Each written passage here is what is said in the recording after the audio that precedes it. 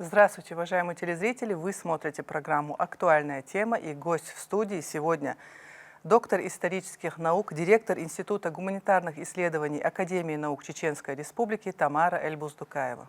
Здравствуйте, Тамара. Добрый день, уважаемые телезрители. Мне бы хотелось начать наш разговор именно с года, объявленного президентом России Владимиром Путиным, года защитника Отечества, года 80-летия победы в Великой Отечественной войне. Подходит этот год к концу, и мне бы хотелось узнать о значимых мероприятиях, проведенных Академией наук Чеченской Республики в этом году, в 2025. Академия наук активно включилась в работу по празднованию 80-летия победы над фашистской Германией, Дню защитника Отечества. Проводились различного формата мероприятия, круглые столы, лекции, конференции, как международные, так и регионального характера. И все это, естественно, отражалось в СМИ, в электронных базах. Это научно-просветительская работа. Мы участвовали в разных программах востребованных. «История Чечни в лицах», авторские программы «Горизонты событий», «Вечерний чай», «Резонанс», «Точки опоры» и другие передачи, как так и радиопередачи. И наши ученые рассказывали о героях Великой Отечественной войны, об основных событиях, о роли Грозного как города воинской славы, и тружениках тыла, и ратных подвигах, то есть все аспекты, которые касались участия народов Чечено-Ингушской ССР тогда, мы постарались осветить на различных платформах, в том числе и на научных форумах. Такие форумы проходили, как Всероссийский форум «Одна история, одна страна, одна единая нация». Это народы Российской Федерации в новейшее время, СВО, символ единения народов России. Такие конференции, как «Актуальные проблемы социально-экономического развития регионов Юга России», тоже посвященная 80-летию. Еще и очень интересная конференция – это «Дружба народов. Главный источник могущества российского государства» и другие. Можно было долго их перечислять, но на каждом этом форуме, а потом по итогам издается сборник статей, мы рассказывали прежде всего об участии нашего народа в победе над фашизмом. Тамара, расскажите, а насколько важным было проведение Всероссийской научной конференции, посвященной 80-летию победы в Великой Отечественной войне именно для нашей республики? Это очень важное событие. Мы в разных вузах участвовали, потому что все участвовали в праздновании 80-летия, и мы свою лепту вносили. Молодежь, которая слушала нас, запоминала, потому что там были и презентации, и новые документы, которые мы озвучивали на этих конференциях. Все это вселяло гордость в значимость участия нашего народа в победу в Великой Отечественной войне, потому что не было ни одного фронта, ни одного направления событий, где бы не участвовали наши земляки. Это и летчики, и пулеметчики, и саперы, танкисты, Маташ Мазаев, санинструктора, врачи. То есть везде наши воины доблестно сражались и не отступали, погибали, если нужно, как в Бресте, и достойно несли славу. И недаром лучший кавалерист это был Мавлади Висаитов, и именно ему известный писатель Шолохов подарил коня. Он не именно для него его готовил лучшему кавалеристу фронта, и им оказался наш земляк. Еще гордость в том, что в первые дни войны, когда массово сдавались в плен, он принял бой и фактически первый получил награду Орден Красного Знамени. Это очень вселяет гордость, и когда мы это рассказывали в студенческой и молодежной аудитории, это многие, может быть, слышали об этом впервые. Тамар, как вы считаете, молодое поколение должным образом почитает и понимает ли, насколько важна эта победа в Великой Отечественной войне для нашей страны? Это вопрос, конечно, очень такой сложный, философский, как она понимает. Наша молодежь больше верит в то, что говорят блогеры, коучи и прочие интернет-порталы.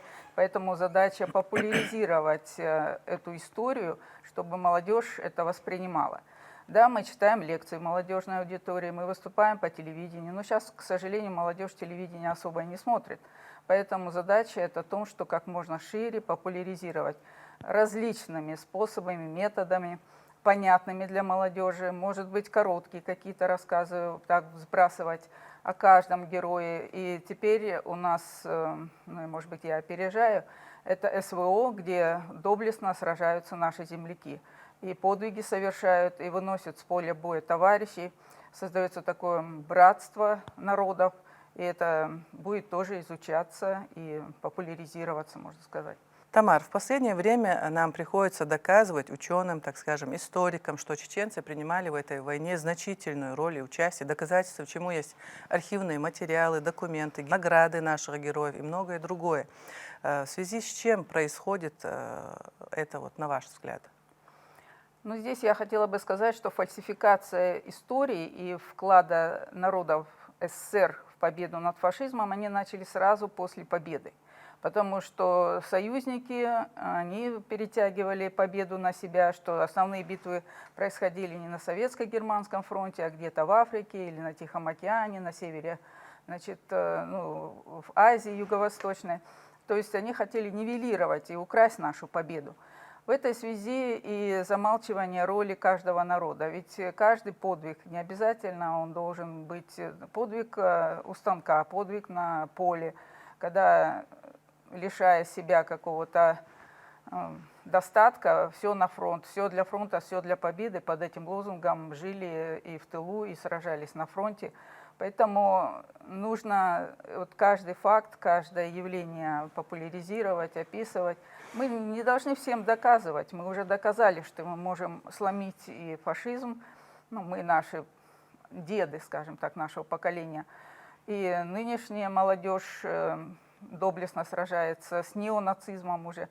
Поэтому кто не верит, кто не хочет верить, тот не верит. А документы говорят сами за себя. Есть книги памяти, которые публикуют уже не одну книгу памяти архивное управление. Они каждый раз находят новых участников войны и пишут о них, откуда они были призваны, какова их судьба. Поисковые работы ведутся. То есть работа не прекращается и в стране, и в нашей республике тоже. Поэтому, находя новых героев, открываем новые страницы истории. Ну, краеведческая работа должна как раз вестись в этом направлении. В каждой школе сейчас стараются сделать или музейный уголок, или музей, и они изучают тех, кто с их района, с их села отправился на фронт или сейчас на СВО. И тем самым пополняют. Потом на этом уроки мужества вот, проводить можно, работу патриотическую. То есть здесь очень много возможностей учителям и общественникам работать, и ученым в том числе. Ну вот в учебниках на Западе, тем великим сражением, где миллионы погибали, 1-2 строчки. Имена тоже затираются. То есть бумага все стерпит, и поэтому поколения воспитываются так, что ну, они даже не знают, что была такая Великая Отечественная война, Вторая мировая война. Но что об этом говорить, приведу такой пример. Не так давно отмечали, не скажешь, но 80-летие бомбардировки Хиросимы и Нагасаки. Япония – это трагедия, это первые такие факты, что человечество столкнулось вот с этим оружием массового уничтожения. И что, да, они скорбили, они вспоминали, но сам факт, кто их бомбил, они старались забыть. Вот это односторонний такой взгляд, это вообще неприемлемо и не должно быть. История не терпит белых пятен, и иначе она будет заполняться какими-то вымыслами. Поэтому задача историков – это раскрыть, документально подтвердить, показать. Вот большое значение, я считаю, имеет то, что в 2024 году у нас открылось региональное общество, возглавляет историческое общество региональное президент Академии наук Умаров Джамбулат Вахидович. Я считаю, это еще один прорыв, который историки нашего региона сделали, потому что будем не только изучать, популяризировать, вот уже новый проект, это линии роста. Это значит о крепостях, которые были у нас, надо было дать развернутую характеристику к крепостям и фотографии. В общем, они войдут в такие красочные тома. И дальше будем смотреть, как будет работать это региональное общество. Но пока замыслы очень серьезные, потому что это не только научная, но и просветительская работа среди молодежи, привлечение студенчества. В общем, вот в этом плане. Тамар, вы ответили частично на мой очередной вопрос. Вот какова роль Академии наук в сохранении и популяризации исторического наследия Чеченской Республики? Может, есть еще проекты, какие-то работы намечены именно для реализации вот этого направления? Ну, помимо исторического общества, я скажу, что 24-й год был объявлен годом истории, но этот год истории для нас всегда год истории. Он не заканчивается, да? Он не заканчивается. Поэтому, когда глава Чеченской Республики Рамзан Ахматович Кадыров объявил это годом истории, мы сосредоточились на этом и, в общем, сделали такой прорыв, издали историю в лицах, потому что у нас как-то история нивелирована, а кто именно конкретно. И более 2000 персоналей, которые вошли в эти 2 тома издания, они, значит, кто в политике, в культуре, в спорте внесли свою лепту в нашу, так сказать, республиканскую историю, они там нашли отражение. Интересный, конечно, проект – это проект изучения культурного наследия. У нас есть отдел этнографии, и 26-й год, мы знаем, объявлен годом культуры народов России, который должен способствовать единению истории, культуры народов. У нас в республике проживает тоже более 89 национальностей. Национальностей. Малые этносы и так далее, но все они представляют свою культуру, свой язык, свои обычаи и традиции. Вот наша задача тоже изучить их. Это будет как бы конвергенция, сближение наших культур, и в дальнейшем тоже будет играть свою положительную роль в единстве народов Российской Федерации. Вот. Ну, еще интересный проект, который мы продолжаем, это чтение лекций на запись, на телевидение.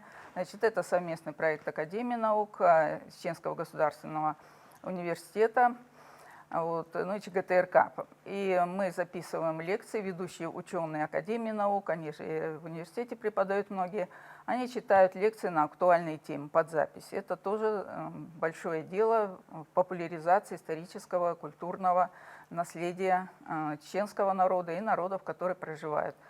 Читались лекции по Великой Отечественной войне, вклад работников культуры, победу над фашизмом, касательно 80-летия Победы. Ну и на другие темы, начиная с Средневековья, древней истории, современной истории, политической истории. То есть на разные темы актуальные читались лекции. Тамар, вот как вы говорите, работа Академии наук активно ведется. А что, на ваш взгляд, нужно делать нынешним поколениям, чтобы не забывать и знать, какой подвиг совершали наши мужественные сыны в этой народной войне? Как вы считаете? Ну, это может больше не как ученые, потому что ученые собираются на конференции, читают доклады, выступают и так далее. Это больше задача, наверное, школьного учителя. Недаром история становится обязательным в сдаче ЕГЭ. Это говорит о том, какую важность приобретает этот предмет. В свое время, еще когда Бисмарк, объединив Германию, потом началась война с Францией и разбив Францию, он сказал, что победа принадлежит учителю истории. То есть как учитель ребенку преподнесет те события, которые происходили у нас в стране, о подвигах, а у нас есть на чем воспитывать молодежь, потому что нечего стыдиться, выиграли Великую Отечественную войну, сейчас доблестно сражаются, восстановили страну в ближайшее время, построили заводы, то есть чем гордиться, как говорится. И поэтому молодежь должна воспитываться. В каждой семье есть те, которые ушли на фронт. И задача и родителей тоже объяснить, показать, может быть, сохранились ордена, медали, за что сражался их прадед уже. И в дальнейшем, значит, на каждой ступени своего, а потом, будучи уже студентами, они будут уже в теме знать и говорить, и слушать, анализировать, критически мыслить. И главное изучать эти факты, события, потому что история требует то, что знали. Это лучший учитель, как говорили древние история, оптима магистра, лучший учитель. Поэтому, изучая историю, формируется сознание, патриотизм, гражданственность. То есть вот эти гуманитарные науки, история, литература, в том числе они формируют гражданина, То есть нужно патриота. начинать именно с 7, с малых лет, да? Конечно. Чтобы было Если- понятие. Если человек уже сформировался, и он не учил историю, не знает ничего, понаслышке что-то чувствует, ощущает или хотел бы, чтобы так было. Но, к сожалению, история хоть и пишется людьми, субъектами, но это наука, которая показывает локализацию события, дату события и основных персонажей, которые тоже надо знать. Тамара, какие научные работы были проведены для сохранения памяти о наших героях Великой Отечественной войны именно Академии наук? Ну, как я говорила, это издание сборников «История в лицах».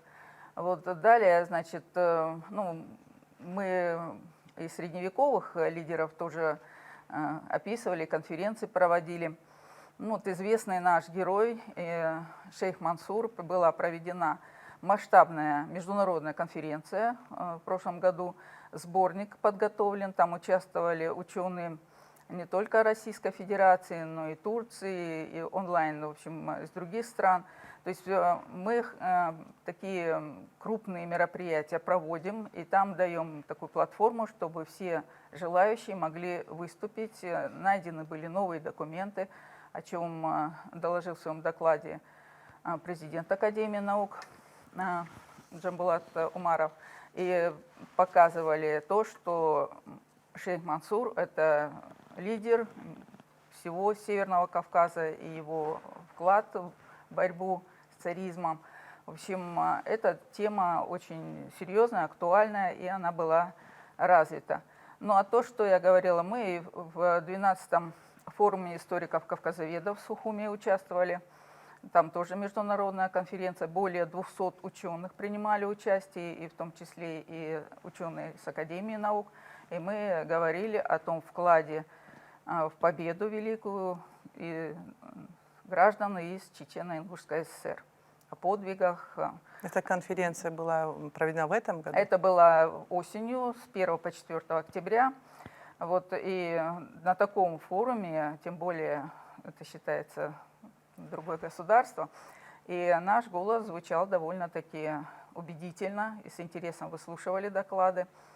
Поэтому мы, считаю, провели этот год плодотворно. И, опять же, повторяю, будем продолжать, потому что 80 лет Победы, и на этом о войне больше не говорить, мы будем говорить.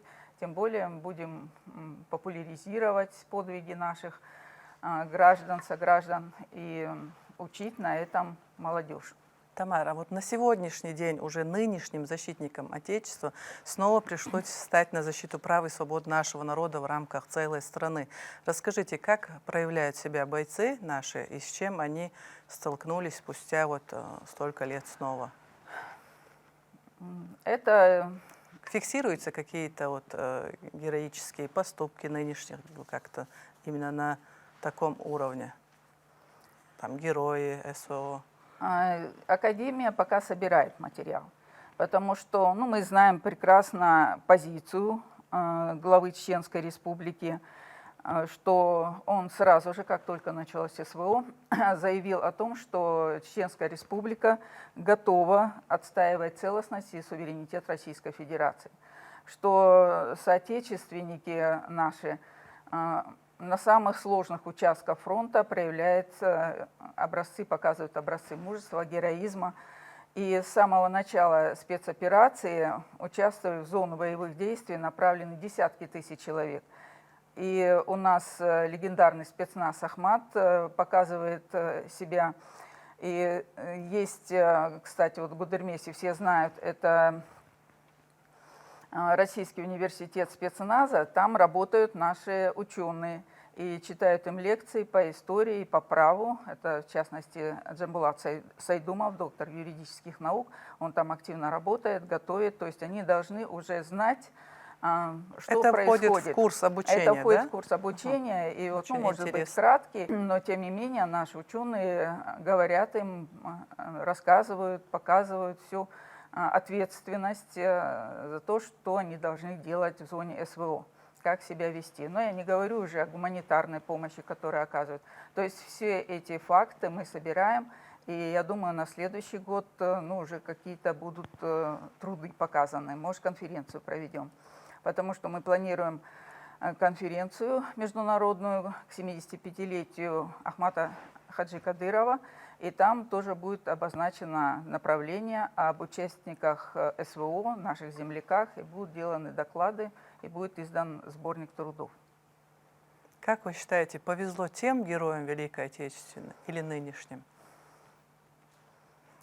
Ну, повезло не скажешь, лучше бы войны вообще не было. Имеется в виду, что вот никаких помех нет, чтобы вот как-то доказать их героизм.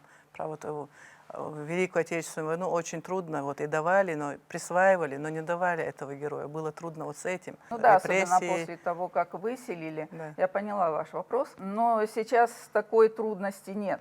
Но идеологическая борьба, она же не заканчивается. Хотят опорочить и облить грязью всех, в том числе и Россию. Пытаются умолить победу, сказать, что это фейки, даже то знамя, которое водружают на вновь освобожденных территориях Донецкой республики, говорят, что это постановочно и так далее. То есть вот в этом Во все плане. Времена свои трудности, да, Ну, препятствия. это само собой, потому что это борьба не только на поле брани, но это борьба идеологии, это борьба концепций, но как говорилось еще в Великую Отечественную войну, наше дело правое, враг будет разбит и победа будет за нами. Это уже все поняли, поэтому главный аргумент и в переговорах, и в дальнейшей политике – это победы на фронтах. И наши парни достойно себя ведут. И не слышала, я постоянно смотрю аналитические передачи, все, что был какой-нибудь эпизод бегства или позорного поведения, такого нет.